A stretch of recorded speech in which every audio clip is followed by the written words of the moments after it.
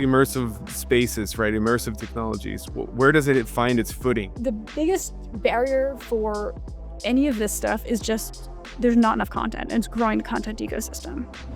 This technology can make people's lives better and safer. And I do wish that was a story that was getting told. If you can hustle your way out of a problem and talk your way out of a problem and come up with stuff really quick off the top of your head, that is serving more than anything. Like getting dropped off in the middle of the woods with a compass is scary as hell, but incredibly useful. Hello, ladies and gentlemen. Welcome back to another episode of Makes You Wonder with me, Oskar. I am the host of this experiment project that we're running at Wondercraft. I'm also the co-founder of Wondercraft, and we are incredibly curious about human creativity and how we can enhance it, how we can give creatives out there all over the world superpowers to make their ideas come to life in our creative storytelling studio. So go to wondercraft.ai to learn more about what we're doing. But today we're going to dive into this passion of ours. What is the future of human creativity in the age of AI? And with us today, I have Cortney Harding, who is a very sought after speaker. She's speaking at multiple events, including Davos, South by Southwest. She's a lecturer at Bernard, at Caltech, UCLA. She is the CEO, co-founder of Friends with Holograms. She's a consultant. She is an Emmy-nominated spatial computing creator. She's a member of the World Economic Forum Metaverse Council. Didn't know that existed, but how cool. And she's also an author and, again, a very prominent public speaker. And she speaks and specializes in immersive technologies, virtual reality, augmented reality, spatial computing, the metaverse, a lot of these trendy concepts that have been around for a couple of years, including the Web 2 to Web 3 kind of evolution that we've seen the past couple of years, and how to leverage these technologies for training, for social impact in inclusive communities. And her work spans everything from corporate consulting to innovation, education, and public speaking. So it's been really fun to speak to Cortney today. It's already quite dark outside. We started shooting. It was light, certainly fall here in Hoboken, New Jersey.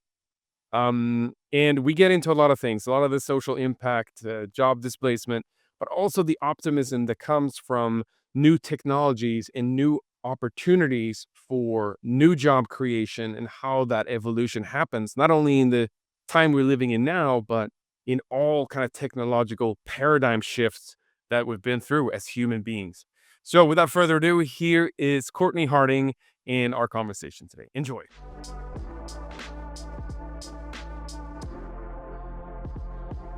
Thank you for coming on here, and we want to talk.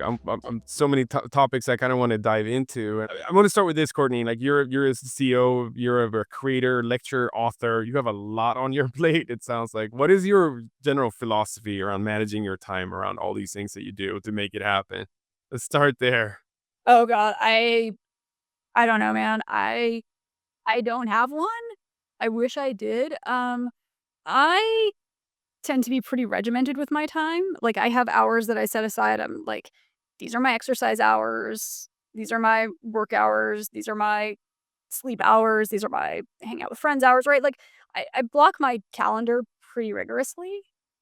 Um, I try to be very judicious about the projects I take on, the time I spend on things. Like I try to really have an understanding of what is the bigger picture behind any of this, right?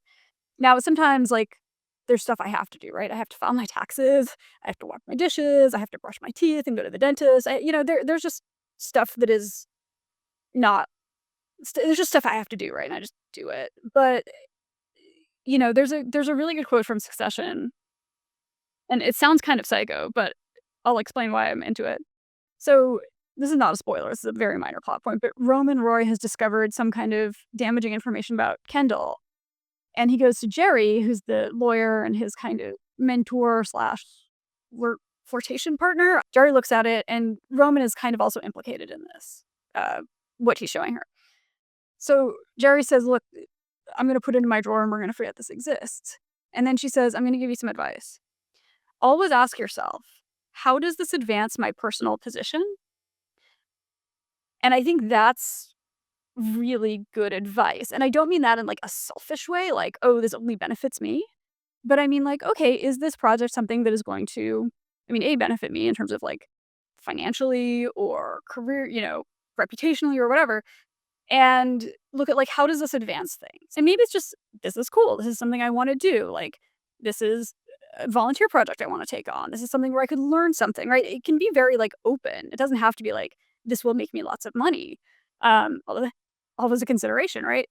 But it's really about just kind of being judicious with your time and kind of thinking bigger picture and not getting stuck in the weeds and the minutia. And saying no to stuff, like saying, being kind about saying no, like saying like, "Hey, I like this idea. I'd love to support in 6 months or a year, but I don't have the bandwidth right now." And, being kind about it, but making those choices. And then the other thing that I started thinking about more recently is like Kathleen Hanna, who's the lead singer of Bikini Kill and who's a hero of mine since I was like 15. She just did an interview with Mark Maron, and she basically said something like, she and Mark Maron were talking about performing, and when you perform, there's always like that one person in the audience that's not having a good time. And she was like, for so long, I was fixated on that one person. And I was just like, how could I entertain this person? How could I convert this person? And then she said at a certain point, she had this breakthrough, which is like, everyone else is dancing, and I'm going to perform for people that are dancing. Right. And to me, I was like, oh, I'm going to spend my energy on the people that are interested in this. Mm. I'm not gonna sit here and, like, argue with some dude like, "Oh, the metaverse is dead, ooh." Like, I don't, you wanna say that on my LinkedIn? I don't care, like, go away. You provide 0 to me by saying that. Like, whatever, bye. Right? Like, not engaging with trolls, not engaging with naysayers, not engage, right?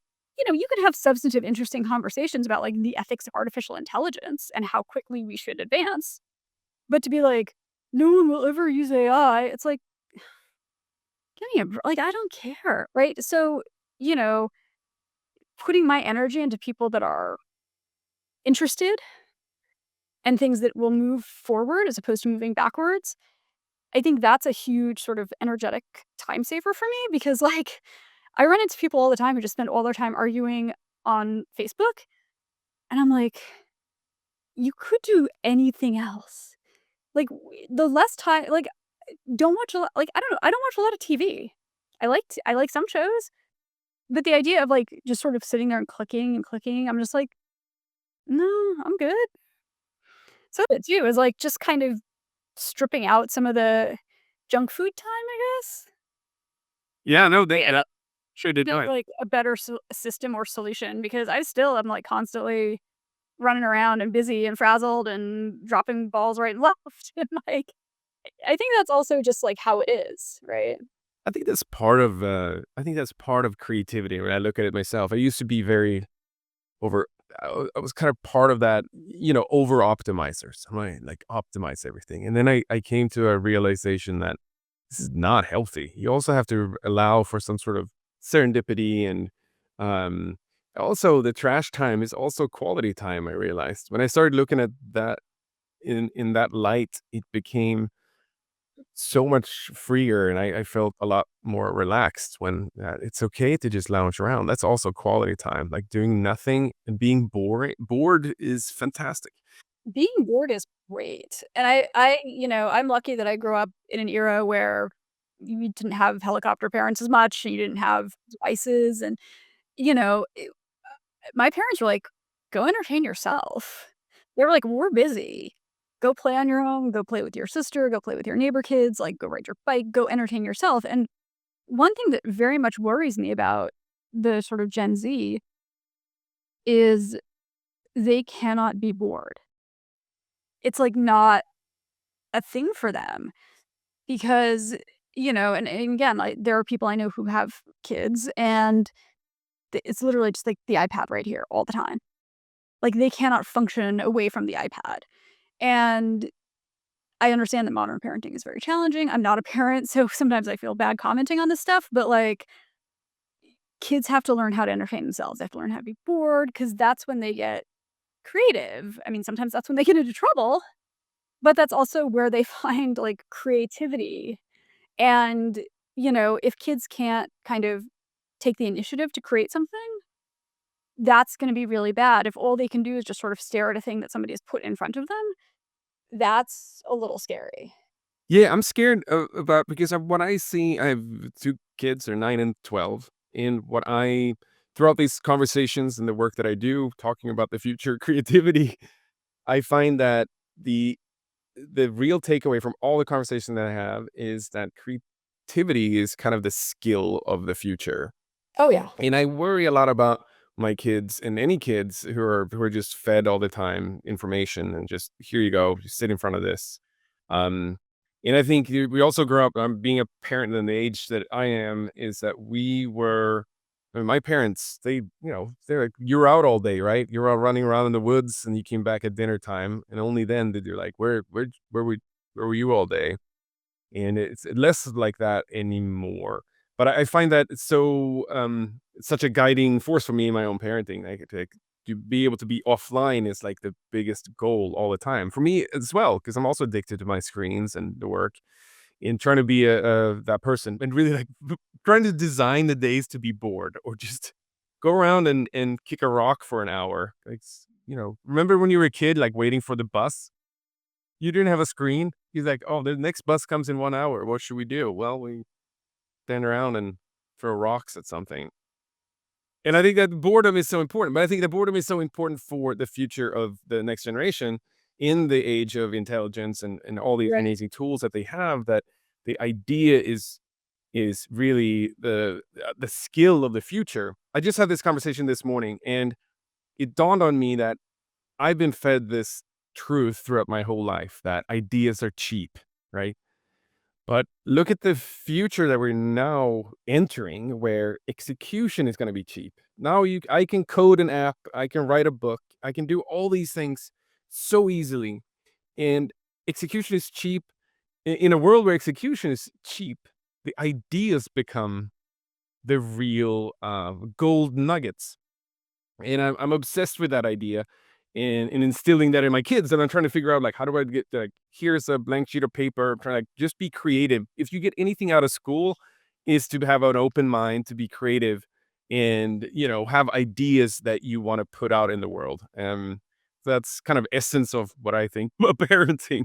That's the biggest problem right now with schools, and that's the monumental shift they're gonna have to go through in the next 5, 10, 20 years, right? Because, you know, eh the people so in the US, there's this law called No Child Left Behind that George Bush passed in, like, 2000, I think, and the idea, I think, was okay or maybe came from an okay place, which is, we want kids to have equal opportunities, we wanna make sure kids are sort of advancing and being tested and benchmarked, and we can identify where kids are failing so we can put more resources in, like, those ideas were okay. The thing that happened then was teachers just teach the test. And the way that we've organized education benefits almost no one because what you get is these classrooms that are essentially gated by age. You have a range of students, generally age. And then you've got like kids of all levels, right? And what winds up happening is you're teaching to the middle. So all the kids at the top are bored out of their skulls, right? They're just sitting there like twiddling their thumbs. And all the kids who are struggling, hopefully they have aides and independent help, but that is a lot of resources and time for a teacher to manage.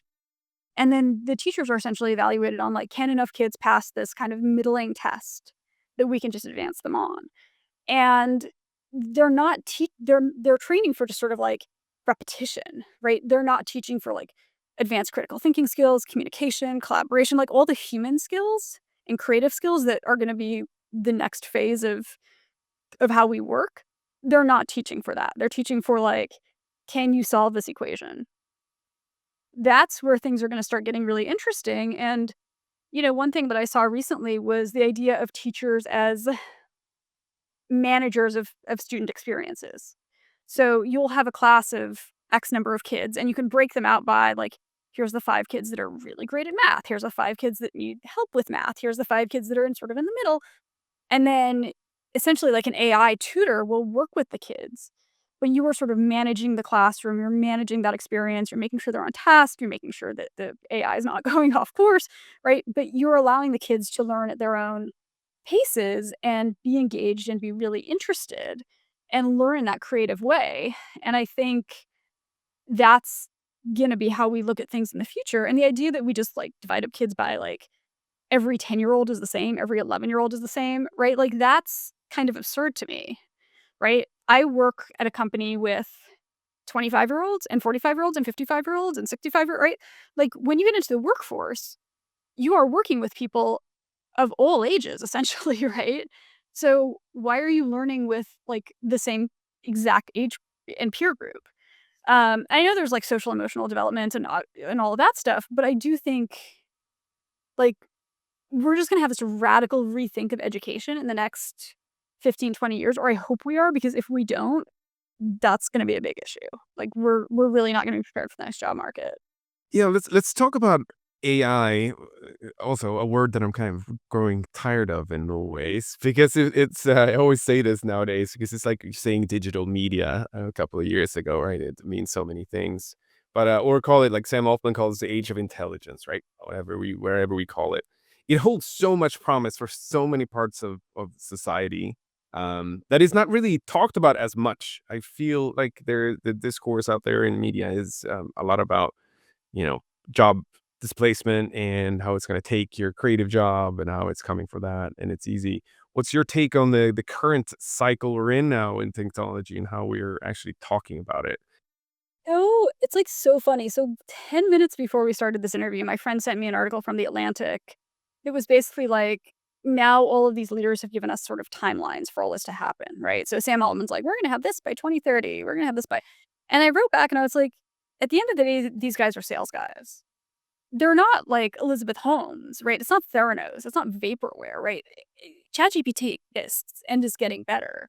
But, it's like Bud Light, a beer that I don't drink, but I'm just gonna go with it, right? So Bud Light is a beer that exists, right? Now, Bud Light's advertisements will lead you to believe that if you drink Bud Light, all of a sudden you will be partying on a boat with supermodels and you'll be gorgeous and everyone will love you and you'll have the best time of your life. It's That's not true. I mean, it could be true, right? But that's the sales pitch, right? So that's essentially what these guys are doing with AI. It's a thing that exists. Maybe it'll give you the moon, the sun, and the stars, but it might not. So, you know, Sam Altman did say something pretty interesting recently, which is AI is just the next internet. And right now it is seen as a thing outside of other things. It will just become the thing, right? So, I hear a lot about, okay, AI is going to replace customer service agents. Well, yes, but not in the way we think. In the short term, it might. And that's probably going to be terrible because AI is not at a place right now where it can be smart enough to do that. In the long term, the AI will obviate the need for customer service agents, not because you're calling and talking to an AI, but because the pattern recognition is so good, it'll spot mistakes before they even happen. So let's talk about like health insurance, right? That's an obvious one. We've all dealt with the health insurance thing where it's like, oh, they denied your claim. Now you have to call. You have to sit on hold for an hour. You have to go through this rigmarole. Oh, we entered your billing code wrong. Sorry. What's an hour of your life we just took from you? Bye. Like that will not happen because the AI will catch it and fix it before it even gets anywhere else, right? So like that's what's going to happen there, right? A lot of the stuff will just get fixed before it even starts. I think the next stage too is we saw the Elon Musk like robot house cleaner a few days ago. Um, and I think the next stage there is not fully autonomous robots, right? That's a long way off, if ever. But it's human powered robots. And that to me is really interesting because that actually I think is going to be a boon for everyone. Because, okay, so I live in New York City and not shockingly, New Yorkers order a lot of takeout, a lot of delivery. And right now, the streets in New York are really dangerous because there's tons of, people on these like motorcycles and e-bikes who are riding in the bike lanes, riding on sidewalks, delivering food. Like it's just a bad situation. It's dangerous for them. It's dangerous for other people. It's just bad. So imagine if those people now could sit in wherever they want to be, their home, an office, their home country, a different country, wherever, wear a VR headset and pilot like a little robot. And the robot could be programmed to not go in the bike lanes or not go over a certain speed and be safe, right? So rather than people risking their lives every day, you're sitting on a couch, you got a headset on, you're piloting this thing that is doing essentially the same job. And if one of those gets run over, like, that's kind of a bummer. That means I don't get my hamburger, but no one's dead. If somebody on a bike gets hit, that's terrible. If a little robot gets hit, okay, fine. There's 10 million others out there, right? So I think that's where we are going in the shorter term is actually for a lot of folks, work will get better because the robots are going to, I mean, we see this in industrial manufacturing, right? Like if you just stand there and screw the thing in for 8 hours a day, my God, you're destroying your body, right? Whereas if you're just sort of running that robot, that's a lot easier on everyone, and the robot can just get fixed. Humans, it's a lot harder to fix. So I think that's where we're gonna see this and a lot of the positivity come out of it is like, this is gonna be better for everyone. It's a very optimist view of it that I subscribe to as well. And I think we see that in all different technology shifts that happen throughout humanity. I mean, you can go back to anything, or just take a recent examples of who brought this up to me the other day. Bookkeeping before spreadsheets and being able to do that computing. There was rooms filled of ledgers and people sitting entering data manually, right? Um, Short-term job displacements do happen, but then it evolves into new job markets and new opportunities in a majority of the cases. I think even to a net positive. So I subscribe to that too. And it's to your point. There's so many dangerous jobs. I listen to. I'm blanking on this. I need to find that for the show notes later. But there was an interview with someone on the, around long haul transportation in the U.S. I mean, it it's a what an important piece of infrastructure that is for goods to travel, for food to travel all over the U.S. and anywhere in the world. But they can't find new drivers to come and take those jobs because they're terrible. You're away from your family. It's lonely. It's just not a fantastic job opportunity for new younger people to come into the workspace, and being able to use driverless vehicles to be able to do that feels like a natural evolution. But then that narrative is often lost in the kind of the fear that is instilled in a lot of the AI kind of narrative out there that I feel like we need more positive stories out there to kind of see the opportunity and inspire entrepreneurs to go after these opportunities. It also opens it up to more people doing the work globally, right? So for a long time, you had to be local to do the work. Both my grandfathers had very dangerous, pretty awful jobs. My grandfather on my mother's side was a coal miner. My grandfather on my father's side was a factory worker. Both of them died of lung cancer in their 60s. Wow. Like, it was not great, right? It was bad. I'm sure if both of them were alive today, they'd be like, "Oh, cool, machines do this stuff now. That's awesome." Right? These jobs were good in the sense that they had, unions, they had wages that you could raise a family on, but, you know, like, I don't think anyone was like, "I'm psyched to go dig coal for 8 hours." There were other benefits to the job and there was pride in the work, but no one's like, "Oh, good, another day down the coal mine." Right? And so I think, overall it's good that we're moving this direction. The other thing is, we look at immigration and the opportunities for people to not have to be economic migrants if they can just do this stuff remotely and digitally is huge. A lot of people who, leave and they go through the Darien Gap and they come to the US, like that is incredibly dangerous, incredibly difficult trek. And if that's the only thing that is, you're like, this is all I can do because I have to feed my family, right? What if you could stay with your family? I understand a lot of people leave for safety reasons or for government reasons or for asylum reasons. Like that's a separate thing. But for people who are economic migrants who are leaving because like this is the only way they can feed their families, the opportunities are in X place. What if X place was not a factor anymore? Right? You don't have to be in New York City to pilot a delivery robot around New York City. That's why Google Maps and VR headsets exist. You could be anywhere. You could be literally anywhere on Earth, and you could do it. If you're a college student, you've got 3 hours free. Cool. I'm just going to drive some delivery guys around or some delivery bots.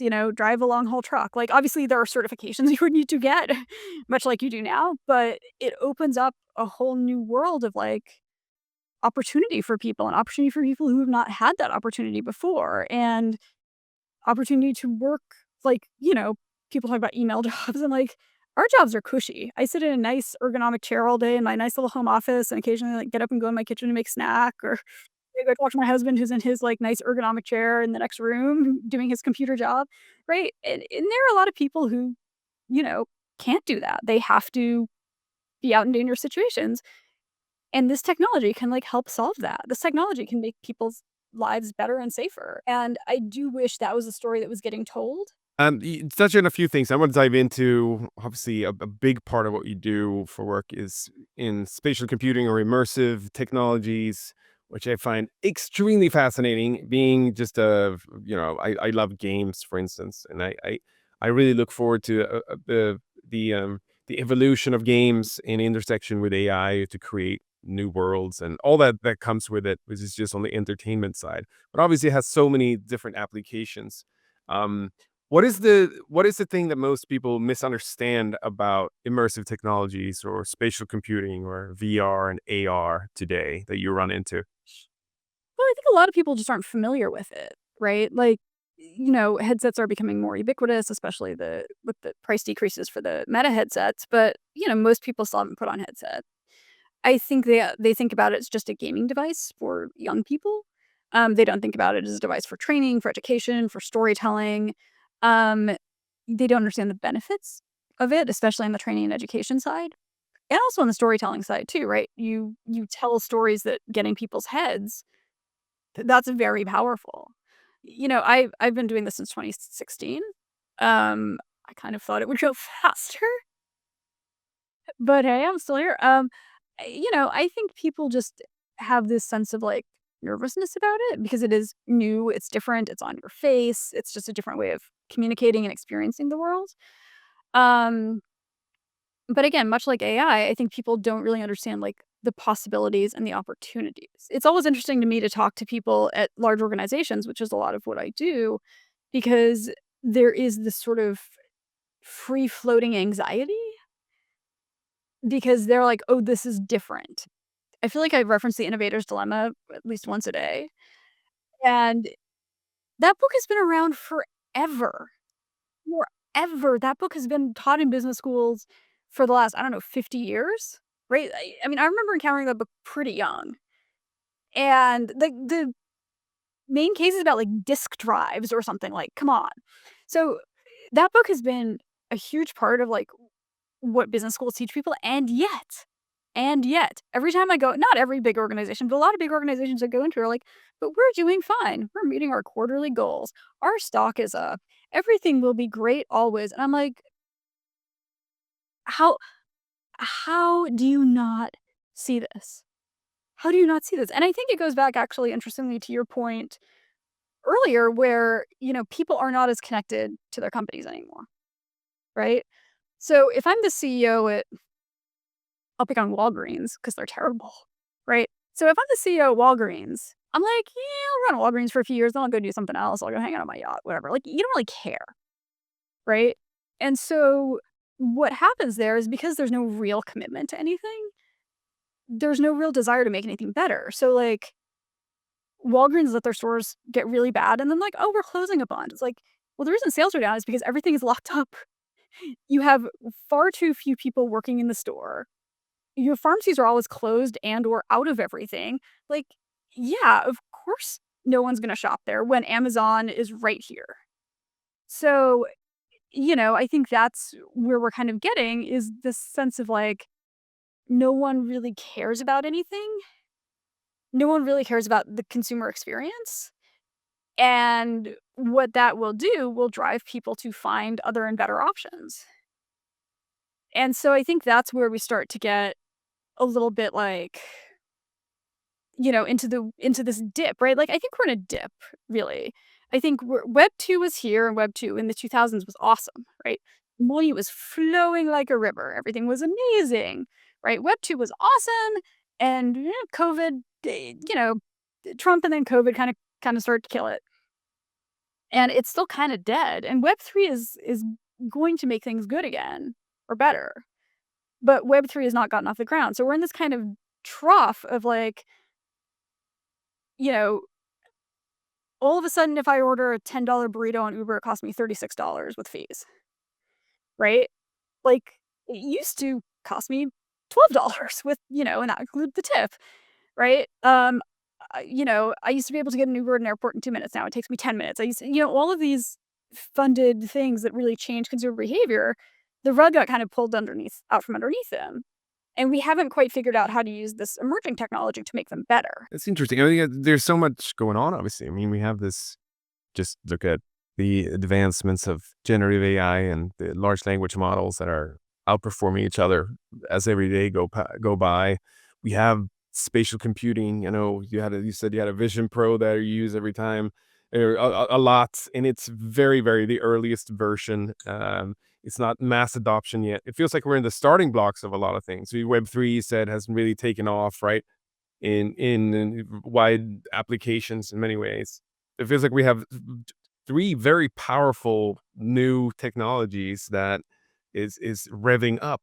So what does the future hold for all of this? So, like, talk about immersive spaces, right? Immersive technologies. Where does it find its footing? Is it the fact that we're going to wear glasses and it becomes more of a technology that every person on the street has some sort of a relationship to? Or is it out sitting at home and experience entertainment in a different way? Or I think it's both, right? So I was at MetaConnect a couple weeks ago and I saw the preview of the Orion glasses. And I didn't get to try them, but a friend of mine did and said they were pretty close to what was shown on stage. Now, the Orion glasses are, right now it's $10,000 a pair is what they would have to sell it for. And obviously that's too high a price point. So they're figuring out how to bring the price down. But the fact that they have like a working good prototype to me is a huge sign. Um, but that's going to be kind of your everyday device. So that's going to be how you kind of navigate the world. I call it the face phone, right? It's essentially your iPhone or your smartphone, but here, right? Um, and I can watch movies on my phone and sometimes I do, but I also want to often watch them on a bigger screen. So then I would come home and put on my headset and that's how I would consume more like immersive entertainment. So I think people will have two devices, much like, we have a lot of different devices right now. And I think also immersive storytelling is evolving, but it's still challenging to figure out kind of what are the best scenarios, what are the best use cases. Like I have a really strong POV on that and I've built a lot of stuff. Other people have different POVs and that's great. So kind of getting more and more people to build. So I do a lot of like teaching and workshops and stuff like that because we'll go back to your earliest point about your kids and the phone and how all the kids want to be TikTok creators, right? Or, YouTubers. So I'm going to use my triangle. So with flat screens, for many years, we only had professional creators, you know, people that made stuff for television, for movies, right? You could film like your vacation and show it to your friends on a screen, but there wasn't a distribution network, right? You showed your vacation movie to your friends and they're like, oh, that's interesting. Then you went to dinner. And then YouTube came along and created the second and third tier, right? So the top tier is professionals, right? Now it's a tiny sliver of a tier, right? But these are people that do stuff for Netflix or network TV or films or, these are professional content creators. Then you have, and there are some YouTubers, Mr. Beast. I mean, I don't get it, but he makes a lot of money. So like he's kind of up there too. But then you have these kind of semi-professional creators. And these are not people who are household names. They're not making tons of money, but they are making an income, some sort of an income, right? These are the people that are kind of influencers, so they're monetizing, but they're not professional creators. And the vast gulf are just like, I open Instagram, like, here's a video of my friend's cat. Here's a video of my other friend at a baseball game or whatever. It's content just sort of that people make and put out there. And the net result of that huge ecosystem is we spend a lot of time staring at screens and consuming stuff, right? We spend a lot more time staring at screens and consuming stuff than we did when all we had was like black and white TVs with 3 channels. So now that's the model.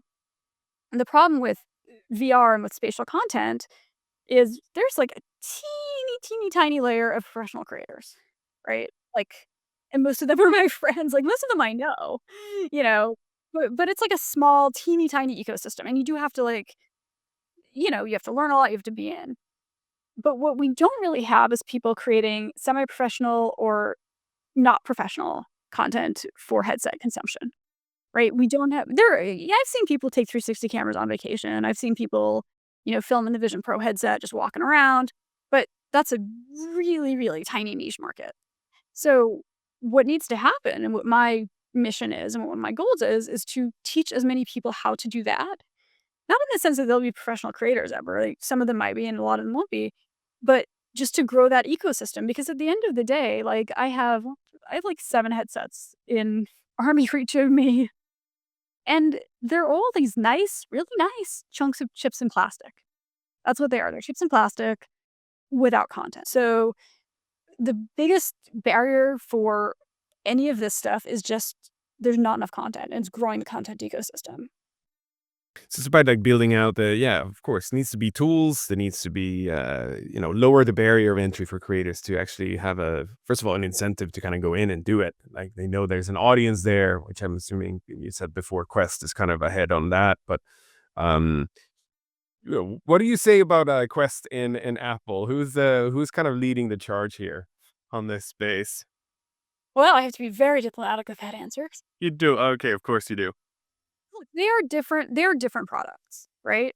Um, and they have different markets. So, if you look at what Quest is promoting, what Meta's promoting, a lot of it is around gaming and fitness. If you look and they do some, like, productivity, right? So there's some overlap, right? They both are interested in, like, the work and productivity space. But Apple so far has not really touched games, and they've not really touched productivity. I'm sorry, they haven't touched, fitness. Um, they are very invested in productivity and work, and they're very invested in entertainment. So, one headset is $300, one headset is $3,500, right? They are different interfaces, you interact with them differently, so they're very different headsets. They're both great at what they do, they're both like, I use both of them all the time, every day, as well as Pico, so I think, yeah, it's a little bit apples and oranges, eventually they will become similar enough, and then it might just be sort of an ecosystem thing. So, if 10 years from now, it's like the Apple headset or the Android headset, a lot of people have both of those. Those are really robust markets for both. And it's basically a matter of cost, kind of, but personal preference mostly, or like what operating system you're used to. That's a win for everyone in my book. But again, I think right now, like, you know, the Vision Pro is really meant for developers to be building for and people to be experimenting with. The Quest is further down the road in terms of like maturity for people to build for and certainly maturity in market. But I think the next 5 years are going to be really, really fascinating. I agree. I'm excited to see what the evolution is there because I think um, Quest and Meta are really pushing the envelope, and the Orion I think was a fantastic demo to kind of see how far they've taken that from. I mean, I remember Google Glass, which I my favorite joke about that was someone coined it the Segway for your face, and I thought that was pretty clever. Way ahead of its game, right? We kind of see it coming around. And Apple obviously has a history of doing groundbreaking design to really get it into hands of millions of people. So it's exciting to see where that's going. Do you think there is a world where we are not attached to screens at all in the future, or we kind of just have virtual screens put up, or what's the form factor change that we're going to live through in the future, in your opinion? I mean, I was really fascinated by the Humane AI button, although I pre-ordered it and I canceled the pre-order because I kept hearing so many bad things about it, and I'm glad I did because apparently they were like lighting on fire and people um and they were not good. But I like the idea of sort of projecting into space. So the cool thing about the Vision Pro actually is you can leave screens in different places. So, like, I will leave a screen in my kitchen if I'm cooking something and then you know, or if I'm, like, scrolling through the New York Times and I'm like, "Oh, that recipe looks cool." I'll, like, pin it in my kitchen. And then I go back, I put on the headset in my kitchen, I'm like, "Oh, yeah, I'll make that tonight," right? Something like that. So, the idea of the screen kind of being wherever you are and wherever you want it to be, I think is fascinating rather than having this, like, "This is my computer screen and then this is my blank office wall." the idea that your screen can be anywhere. I love the idea of having a quieter outside world because right now, like, again, I can only speak to where I live, which is New York. There's advertising everywhere, right? There's billboards and posters and, you know, bus stations and on the subway. And 99.9% of that advertising is wasted on me. It's just stuff that I don't need. So eventually, this is where AI and sort of HMD's head mounted devices will come together. I can get on the subway and, if I take my glasses off, all I see is blank space. But if I put my glasses on, there's 5 ads and they are all entirely personalized to me based on my social graph, my preferences, stuff that I might want to consume. They're never going to be 100%, right? There might be an ad for like really good wine I want to try, but I'm not drinking that day because I have to get up early the next morning. But close enough, right? And the great thing for that is all of a sudden, tiny brands and tiny startups are going to have parity with Pepsi because they can advertise to their core audience. And if I want to take my glasses off, I'm like, cool, there's like peace and quiet and calm. And so I think that's going to be really fascinating is like we can personalize situations everywhere. Now, I don't want to make it sound like we're going to have these Potemkin villages and like you can just erase a homeless person, right? Like that's not okay, you know. But there are, if we're talking about advertising, if we're talking about like, look and see what this building looked like 50 years ago, look and see where, who lived here, what happened here, historical stuff. Like there's really interesting stuff we can do and start building. And some people are kind of starting to build this with augmented reality. But I think it's gonna keep going further and further and keep getting much more interesting. There's a return of the pop-up screen when you walk down the street. You have to click it down. Yeah, let's not do that because that's annoying. I want the ad blocker glasses. Just make It pretty trees and art everywhere. Somebody's gonna come up with that. Somebody's gonna come up with that, and then a brand is gonna figure out how to get around it, right? Like, this is where people need to be creative, right? If you work at an ad agency, in 20 years, yeah, you might be using whatever Midjourney turns into to make, like, your sort of dummy copy, but you're the one who's gonna have to think. Like, AI will not be able to think, like, "How can we get a step ahead of this?" Right? How can we take, "Okay, there's an ad blocker on the glasses now. What experience can we build not to, like, break the ad blocker, but can we sponsor really cool art to replace that?" But also, like, you need that's the thing you need that creativity for. Right. And And brands will always find a way, and creatives will always find a way to do that. I mean, let's talk about that a little bit. Like creativity. What is in this age of AI? What is the future of the creatives in AI? What's your stance on that? like, somebody has to come up with all the prompts, right? Like, AI can't come up with its own ideas and prompts. So I think that's one. I think somebody also has to, at this point, clean everything up because these generated images are, you know, some better than others, but most of them are pretty bad. So I think there's that. And again, I think it's like the big picture and the strategy that right now, like, AI can't really replicate. I mean, you know, people consume different things for different reasons. The reason, you know, Taylor Swift is so beloved is like, yeah, people like her songs. She's a good songwriter. She has a nice voice. She's talented. But it's at the end of the day, it's her personality, really. Right? Like there are a lot of attractive, talented songwriters out there. But she has broken through because she's good at marketing. She's good at marketing herself and she's good at marketing her personality and people connect with that. So, I'll put on what is it, lo-fi beats to study to or whatever that YouTube channel is. If I'm like building a deck or working on a draft of an article or something, and I just want something in the background. And that I'm sure is generated by AI and I kind of don't care. But I have no connection to that. I have no emotional investment in it. It's wallpaper while I edit a story, right? And I think there's room for that to have that in the world. And I think there's also room for Taylor Swift, right? And other pop stars and other creatives. Like people get into this stuff a lot because of who the person is. And I still think the quality of the work is good.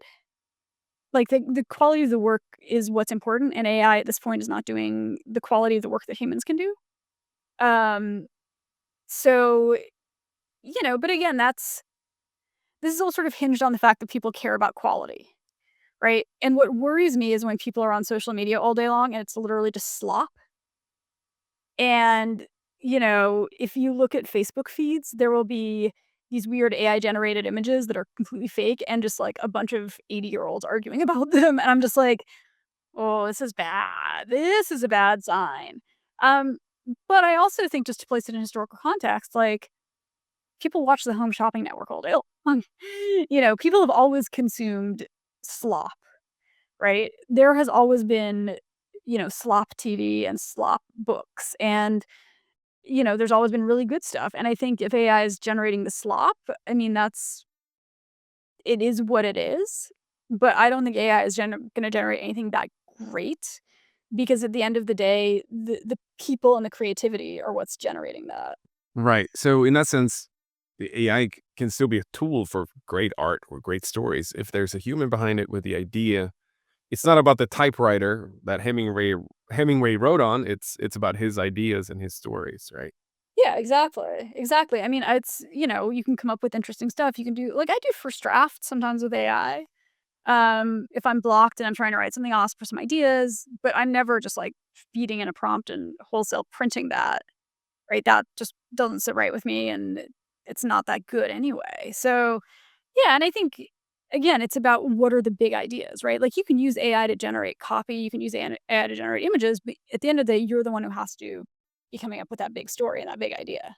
Yeah, we're almost at time here, Courtney. I can speak to you for hours, but I know you're super busy, as we already established. You have a lot of work to do. I'm gonna round it off here soon, but I wanna hear about what are you excited about in your work right now, in the technologies that we work with. What's next that you find yourself being a little giddy and excited about, and wake up thinking about, and you want to dive into and work on. What's exciting?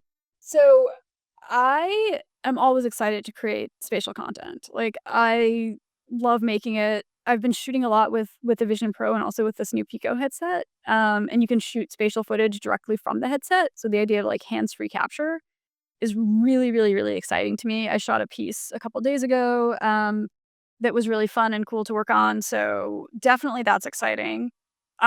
Being in the room when Orion was announced was pretty great. The energy in the room was so palpable. It really, to me, it feels like, being in the room in 2007 when Jobs announced the iPhone, um, because it's so groundbreaking. So, that's obviously a ways down the road, but I think just thinking about that and thinking about, okay, how are we gonna build for this? How are we gonna tell stories for this? What are we gonna make? The opportunities we have for AI to solve problems, right? And reduce friction. Like, I think that's really where we're at right now, is there's all these friction points in our day that are just kind of annoying, right? And the idea that AI can just kind of make our lives more frictionless is kind of fantastic and kind of exciting for me. It's very exciting for me. There was I think it was MasterCard, but don't super quote me on that because it could have been Visa. But they had an ad campaign in the 90s to try to get people to like use the cards.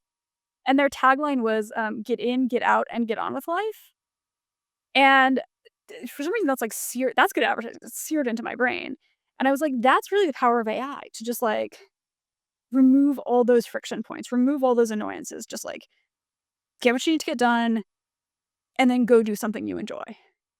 Right. So I think what AI is going to do at the end of the day is bring a lot more sort of enjoyment back into our lives, because rather than having to waste an hour on the phone on hold with customer service, I'm like, I'm going to go for a walk. I'm going to watch a movie. I'm going to go see my friend and have a glass of wine. Right. Like, it's removing all those friction points. And so that's where I get excited. Like, there's just so much interesting stuff happening right now. And I'm constantly kind of seeing new things and getting excited about them and wanting to build them, wanting to work on them.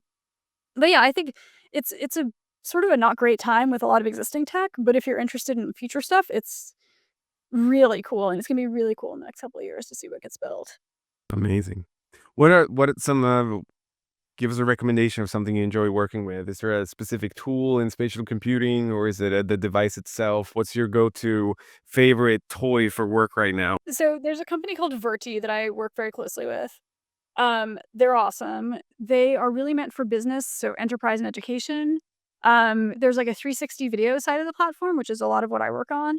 And there's also AI powered avatars. So you can create these conversational chatbots, have conversations with these people, customize them, customize your conversation. And they're very, very easy to use. So I will shout out Verti. It's, give it a shot. I love shooting with the Vision Pro and with the Pico. Those are, great headsets. Obviously, they're not cheap. But shooting spatial capture in those headsets is, like, really amazing, and I think it's the next frontier of storytelling. Um, I'm actually really excited about the Meta Ray-Bans for storytelling as well because the video now is pretty good, and the idea that, like, you can walk around and just kind of shoot what you see. I mean, that's kind of fun for normal folks, but for folks in, like, conflict zones, that's groundbreaking, right? You can literally see the world through someone else's eyes, so I love that. Um, yeah, I think those are kind of the things that I'm, like, the most excited about right now. I mean, I play with, like, Perplexity, I play with ChatGPT, I play with Midjourney, I play with like, I was playing with Notebook, recently on, like, podcast stuff. So, there's a lot of different, like, interesting tools out there. I try to at least play with them all. I will say this, there's a lot of tools that are like, "We're AI," and I'm like, "No, you're truly not." Like, you just put AI in your deck for investment purposes. So that's I would kinda caution people, like, don't not everything is AI that says it's AI. But it's worth at least, like, faffing about with stuff. Because I think, people get intimidated by this, they get kinda freaked out by it. But once they start playing with it, then it becomes much more manageable. Yeah, I find that too. I think, it's easy to dismiss something when you haven't even tested it out and we haven't really seen the benefit of it. But I find that the more people are involved in actually using it and have played around and tested a lot of things, the more pro and more optimistic they are about the use of AI. And I find that a good encouraging way to look at it and kind of having that humanist view of it. As long as we're have the right intents in place here and how we should use technology for the betterment of humans. Like all the examples that you brought up today has been fantastic. I haven't thought about that much. That are such positive outcomes for people to be safe and for society to work better and smoother. And I think manifesting that future is good for entrepreneurs. Like we're stepping into this and exploring this frontier in the little niche that we are at Wondercraft. But it's something that we talk about a lot and bring with us in everything that we do. How do we make creatives unlock more of their ideas instead of having a bunch of ideas sitting on the shelf? How can AI be a way for you to, again, ideas are not cheap anymore. Ideas are actually the gold nuggets. The execution is cheap, and now you can start exploring your creativity in so many different ways. And I really enjoy that. Yeah. Courtney, this has been fantastic. Final words. If people are coming out of college now and I want to be like Courtney, what is your recommendation to them? How should they time blocking? We learned about that. That seems to be working for you. Be guided by what drives you forward and say yes to the things that has a good impact for where you want to go. I think was a great learning as well. What else? So here's what I'll say, because I get asked this a lot by college kids. I actually gave a commencement speech at a university 2 years ago now, yeah, an art school in Mexico City called Centro. And so I gave the commencement speech there, and I said to these kids, I was like, "Look, my first job out of college was answering phones at a law firm, and I hated it. I was miserable. I graduated right into the, like, post 9/11 mini recession. I couldn't find a job doing what I wanted to do, and I didn't have family money to fall back on. Like I said, my parents were educators. I just took the first job I could find because I was broke. And I sat there and I went to Wellesley, like, I went to an expensive school, a good school, I spent 4 years with everyone being like, "You guys are the next senators and secretaries of state and next leaders and the next blah, blah, blah." And all of a sudden, I was like, "Blah, blah, blah, and associates, how can I direct your call?" And I was miserable. And I thought, at that time, I was like, "My life is over. I'm just gonna have to do this forever." And then finally, I sort of pulled myself out of it and was like, I can do stuff on the side. I can do, start writing as a freelancer and start creating stuff and start meeting people and going out. And so there's no shame in like doing a job just for money, right? If you're young and you get out and maybe your first job isn't what you want it to be, like that's okay. You just have to keep still working on what you want to do on the side. Um, my other advice to college students would be like live with roommates. Like, for some reason, college kids right now, like, they wanna live at home, which I understand, like, the housing market is crazy, especially in cities like New York, I fully get that, but living with roommates can be really fun, and it can lead you to a lot of interesting things, you'll meet a lot of interesting people, like, I would just say, like, get out of your comfort zone as much as possible, because I do feel like if you are kind of in your childhood bedroom, that's very much your comfort zone for most people, not for everyone.